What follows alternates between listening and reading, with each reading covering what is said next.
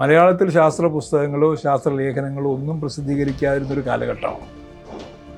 അന്ന് കുറച്ച് ലേഖനങ്ങളോ മറ്റൊക്കെ മാതൃഭൂമിയിൽ വന്നിട്ടുണ്ടെന്നുള്ളത് മാത്രമേ. അപ്പോൾ ആ കാലഘട്ടത്തിൽ ഇതുമായി ബന്ധപ്പെട്ട് ശാസ്ത്ര പ്രചരണത്തിന് വേണ്ടി ഒരു പ്രസ്ഥാനമുണ്ടായി വരിക, അതിൽ ഒരു ശാസ്ത്ര വിദ്യാർത്ഥി എന്നുള്ള രീതിക്ക് പങ്കാളിയാകുക എന്നുള്ളത് ഒരു ആഗ്രഹമുണ്ടായിരുന്നു. അതാണ് അതിലേക്ക് പിന്നെ കൂടുതൽ ഇത് വരുന്നത്. അപ്പോൾ സ്ട്രോങ് ആയിട്ട് അങ്ങനെ സോഷ്യൽ ഇഷ്യൂസ് ഏറ്റെടുക്കേണ്ടതില്ല എന്ന് പറയുന്നൊരു ഗ്രൂപ്പ് ഉണ്ടായിരുന്നു. അവരുടെ ആർഗ്യുമെൻറ്റ്, നിങ്ങൾ സോഷ്യൽ ഇഷ്യൂസ് ഏറ്റെടുക്കാൻ പോയി കഴിഞ്ഞാൽ ഇറ്റ് വിൽ ബിക്കം പൊളിറ്റിക്കൽ. അപ്പോൾ അത് പൊളിറ്റിക്കൽ ആവാൻ പറ്റില്ല. Science cannot be political. സൊസൈറ്റിക്കകത്ത് രണ്ട് വിഭാഗം ആളുകളുണ്ട്, ധനികരുമുണ്ട് ദരിദ്രരുമുണ്ട്. അതിപ്പോഴും ഉണ്ട്.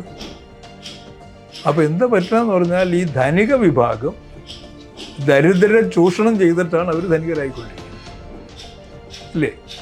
അപ്പോൾ ആ ചൂഷണത്തിന് എതിരെ, അതായത് ഈ ദരിദ്രവൽക്കരണ ധനികവൽക്കരണ പ്രക്രിയയെ പറ്റുമെങ്കിൽ ഒന്ന് റിവേഴ്സ് ചെയ്യാൻ, അതാണ് സാമൂഹ്യ വിപ്ലവം എന്ന് പറഞ്ഞ് ഞങ്ങൾ അർത്ഥമാക്കി.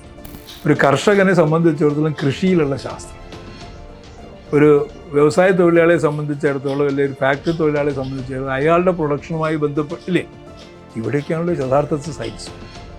അപ്പോൾ ശാസ്ത്രം എന്ന് പറഞ്ഞാൽ നിത്യജീവിതവുമായി ബന്ധപ്പെട്ടൊരു സാധനമാണ്.